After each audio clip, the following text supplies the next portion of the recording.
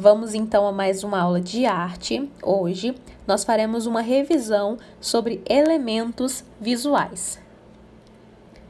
As artes visuais são aquelas formas de arte que podem ser percebidas no sentido da visão.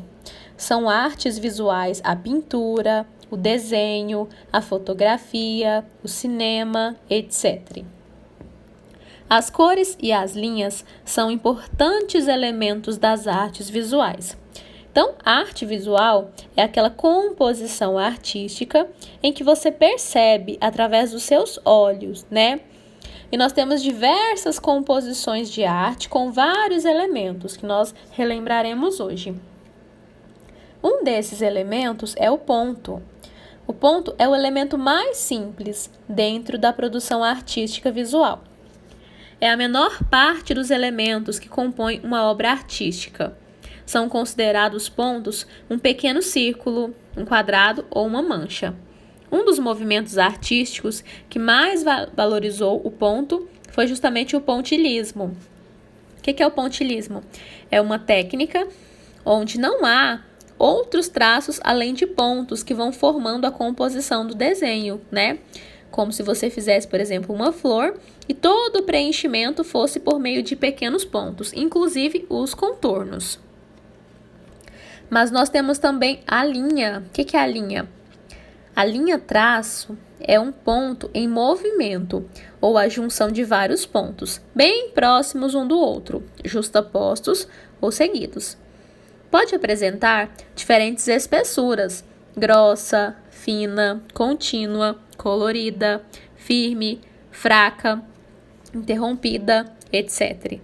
Assim como há alguns tipos de linhas diferentes. Então, nós temos a linha reta, vertical, horizontal, inclinada, curva, quebrada, ondulada e espiral. Então, uma composição por meio da linha pode utilizar diversos tipos de linha para montar um determinado desenho ou obra de arte. Então, aqui nós temos explicações sobre os tipos de linha, né? Temos a linha reta, que é a forma de linha traçada de maneira firme, rígida, com um único direcionamento. Pode ser horizontal, inclinada ou vertical. Ambas são consideradas linhas retas. Linha vertical é quando é traçada em direção de baixo para cima, ou vice-versa. Relaciona-se à ideia de equilíbrio e estabilidade. Linha horizontal é aquela linha traçada como se estivesse deitada, como o nome sugere. Relaciona-se ao horizonte, ao infinito, podendo ser relacionada à ideia de espiritualidade e de paz. Linha reta inclinada. Traçada de forma inclinada, para sugerir a ideia de movimento, mas também instabilidade. Linha curva, em forma de curvas em meio círculo, passa a ideia de suavidade, sinuosidade. Linha quebrada, formada pela combinação de diferentes tipos de linhas, principalmente linhas retas em direções diversas.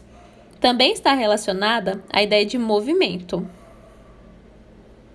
Linha ondulada é formada pela combinação de diferentes linhas curvas. Como sugere o nome, lembra o movimento das águas, o ondular das serpentes. E a linha espiral indica um movimento pulsante, podendo ser classificada como uma evolução da linha curva.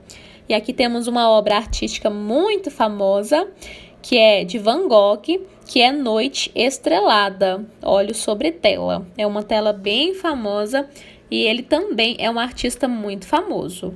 Você já ouviu falar sobre? Além das linhas, nós temos também formas, né? Que vocês estão habituados a ver lá na matemática, e elas também fazem parte da arte. As formas ou figuras são construídas pela utilização das linhas, que são ajustadas de maneira a criar um espaço organizado sobre uma superfície. As formas podem ser geométricas ou orgânicas. Formas geométricas, alguns exemplos.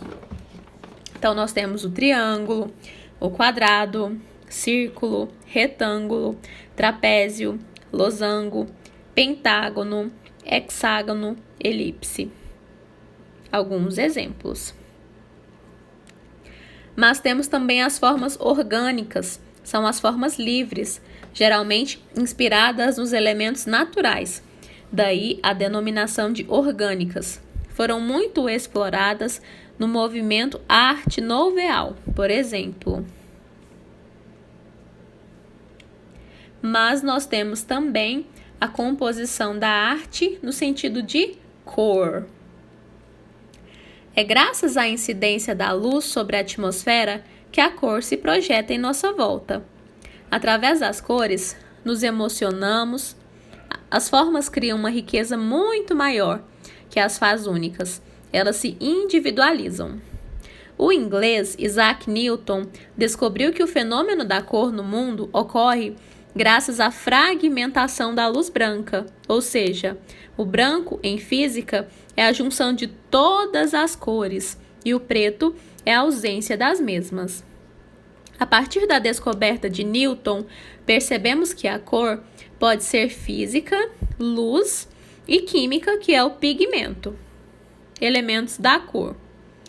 O estudo da cor, com relação à sua origem, classifica em dois grandes grupos: a cor obtida aditivamente por meio da luz, estudada pela física, e a cor obtida subtrativamente, cor, pigmento, estudada pela química. Os 3 parâmetros básicos de classificação da cor são matiz, brilho e saturação. Então, nós temos a cor aditiva, de acordo com a física, e a subtrativa, de acordo com a química. Matiz corresponde à intensidade espectral de cor, a sua pureza. Está relacionada ao comprimento de ondas dominantes. Quanto mais alta, mais forte é a cor. Saturação relaciona-se à percepção da cor. Quanto mais pura, mais definida, mais perceptível. Para alterar a saturação da cor, acrescenta-se o branco, clareando-a, iluminando-a, ou o preto, escurecendo-a, sombreando-a. O grau de saturação determina a matiz da cor. A utilização de várias tonalidades de uma cor é chamada de monocromia em arte. Então, você tem, à medida com que você vai utilizando, acrescentando branco, você torna mais claro aquele pigmento. Ou escurecendo com o preto, né? E monocromia é quando você tem uma cor em vários tons. Classificação da cor. As cores, elas podem ser classificadas em diferentes categorias. A classificação mais comum pode ser a seguinte, quanto à composição. No disco cromático, cores primárias, secundárias e terciárias. Quanto à temperatura, cores quentes e cores frias. E quanto às origens, cromáticas, que estão no disco cromático, e acromáticas, ou neutras, preto, branco e cinza. E também terrosas, derivadas de marrom. Quanto à combinação, complementares, concordantes, acordantes e discordantes, monocromáticas, policromáticas e as diferentes harmonias obtidas a partir de combinações com o disco cromático. Então, temos o disco cromático, onde você tem as cores primárias, que são vermelho, amarelo e azul. A partir das cores primárias, você tem as cores secundárias, que são obtidas mediante mistura das primárias, que são laranja, verde, roxo ou púrpura. E misturando primária com secundária, você tem as cores terciárias, que é o vermelho alaranjado, amarelo esverdeado, violeta azulado, amarelo alaranjado, azul esverdeado, vermelho arroxeado, por exemplo. Quais são as misturas? As misturas básicas resultantes em cores secundárias são vermelho mais amarelo é igual a laranja, azul mais vermelho é igual a roxo e amarelo mais azul é igual a verde. A temperatura da cor. As cores podem apresentar uma temperatura que se relaciona com as sensações que elas despertam. Assim, as cores podem ser quentes ou frias. Temos um exemplo de cores quentes, são as cores mais vibrantes, e das cores frias, que são as cores mais neutras. Cores quentes. As cores quentes são aquelas que passam uma sensação de movimento, luz, agitação, energia e calor. São cores quentes o vermelho, amarelo, laranja, cor-de-rosa, em todas as suas tonalidades. Já as cores frias são aquelas que passam a sensação de inércia, calma, tranquilidade e frieza. São cores frias o azul e todas as cores que o possuem em sua composição, como a família dos verdes e dos roxos. Cores neutras. As cores neutras ou acromáticas não estão inseridas diretamente no disco cromático. São cores compostas pela junção das demais ou pela ausência de pigmento, no caso do branco. Por serem neutras, combinam com todas as demais do disco cromático, podendo ser uma ponte entre as cores quentes e frias. Exemplo: preto, branco, cinza, marrom. Monocromático. São composições, organizações de cores de um mesmo tom, com diferentes níveis de saturação. Observe como o cinza é trabalhado com diferentes tonalidades na imagem. Então, você tem, a partir de uma cor, várias tonalidades e forma a composição do seu desenho. E também temos policromático. Poli vem de muitos. São composições, organização de cores, com uma enorme variação de cores, tonalidades e níveis de saturação. Então, policromático, muitas cores, muitas tonalidades. Quais são os significados da cor? Assim como possui múltiplas aplicações, a cor também pode assumir múltiplos significados, variando de cultura para cultura, de tempo para tempo, de localização para localização geográfica ou mesmo de ocasião para ocasião. Aqui veremos os significados culturais e psicológicos das principais cores. Magenta, luxúria, feminilidade, sofisticação, sensualidade, feminilidade, desejo, hipnose, loucura. Vermelho, vida, fogo, paixão, força, energia, amor, liderança, masculinidade, alegria. China, raiva, revolução, perigo, realeza, entusiasmo, agressividade, guerra, força, velocidade, aviso de pare. Vermelho alaranjado, também chamado de coral, representa riqueza, calor, tropicalismo, chama e agilidade. Laranja, equilíbrio, generosidade, entusiasmo, alegria, atração, aconchego, ligado ao fogo e à ignição, energia, criatividade, equilíbrio, entusiasmo, ludismo, nutrição. Amarelo alaranjado, riqueza, luxo, doçura, sensualidade, poder, energia, criatividade, equilíbrio, entusiasmo e diversão. Amarelo, concentração, disciplina, comunicação, intelectualidade, positividade, riqueza, infância, luz, vivacidade, alegria e fraqueza. Amarelo esverdeado, cítrico, limpeza, frescor, atenção, alegria, natureza.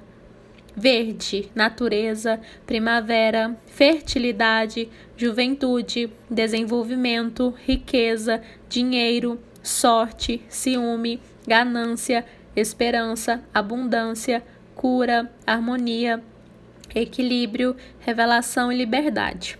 Se você observar, as marcas que trabalham com design geralmente utilizam o significado das cores na sua composição, né? Se você observou aqui, amarelo esverdeado, Tem muitos produtos de limpeza dessa cor, né? Lembra limpeza, frescor. Então, geralmente as marcas, quando vão fazer a logo do seu produto, eles utilizam o conceito de cores também para compor. Aí temos o azul esverdeado, o azul, violeta azulado, roxo. Depois vocês fazem a leitura com tranquilidade, tá bom? Temos vermelho, azulado, marrom, preto, cinza, branco. Vou focar no branco, né? Pureza, transformação, sagrado, perfeição, amor divino, humildade, limpeza, claridade. Ou seja, cada cor tem um significado. E como que elas são utilizadas? Para tudo, né? Na arquitetura, na moda, né? As cores têm um significado dentro da proposta, então elas são muito utilizadas. Então, a atividade de hoje vai ser enviada logo abaixo desses slides. Vocês devem copiar as perguntas e responder de acordo com o vídeo, tá bom? Ao finalizar, envie na plataforma para ser avaliado.